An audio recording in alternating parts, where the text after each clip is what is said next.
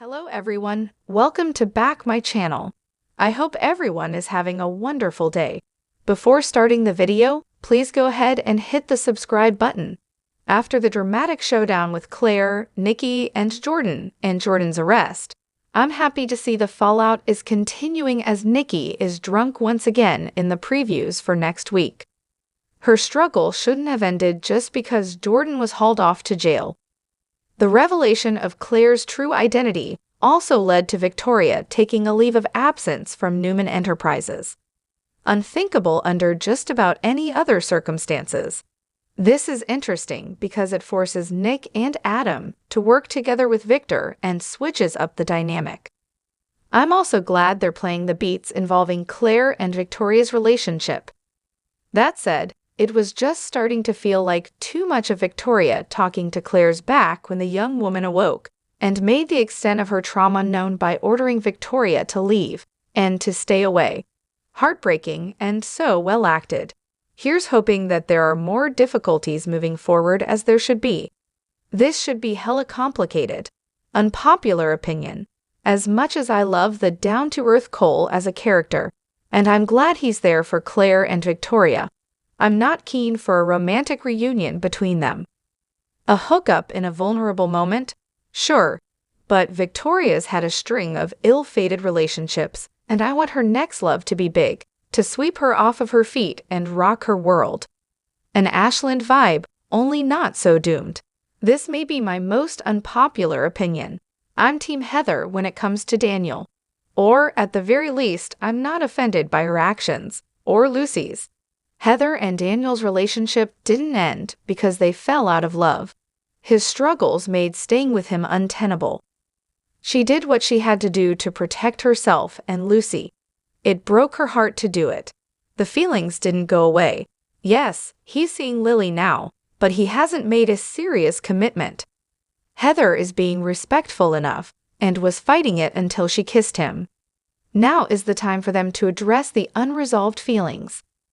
Daniel, however, should be calling Lily and telling her that he's feeling conflicted and be honest. Of course, that's unlikely to happen given this is a soap and he may cheat with Heather. If they hook up, I certainly won't be mad. I've been asking for scandal and drama on this show every week in this column. With all of that said, the chemistry between Daniel and Heather is cozy, but not off the charts. Neither is it between Daniel and Lily, which makes the whole storyline feel a little meh, no matter which way it goes. So many of the love stories on Young and Restless feel meh. That's the bigger issue.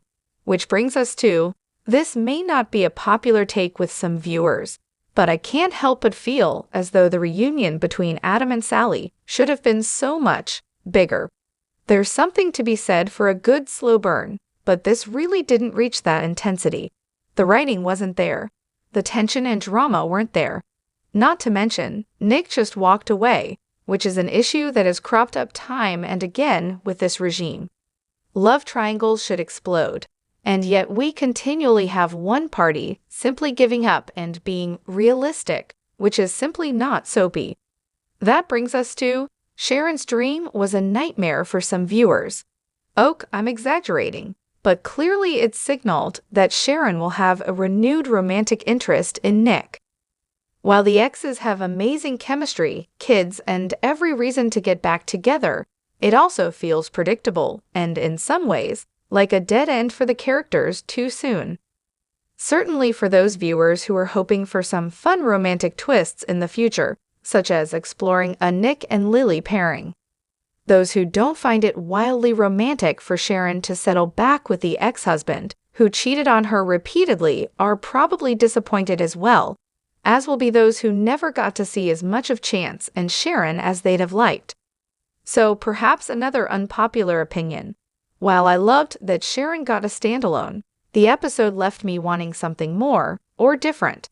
As I predicted at the first signs of a love triangle, Sharon let Chance go to free him up for summer. Meh. I feel like Danny should have taken his own advice to Daniel about making things clear where he stands. He hasn't done that with Phyllis. The minute Pristine invited Danny to go on a trip, I knew we were headed for some kind of mischief from the redhead. Potentially unpopular opinion. I've wanted that side of her to return. Her shenanigans on New Year's were a good start. Will she follow them to the lake and put a fish in their bed? Will she try to squash the bug with a rental car? We'll have to tune in to find out.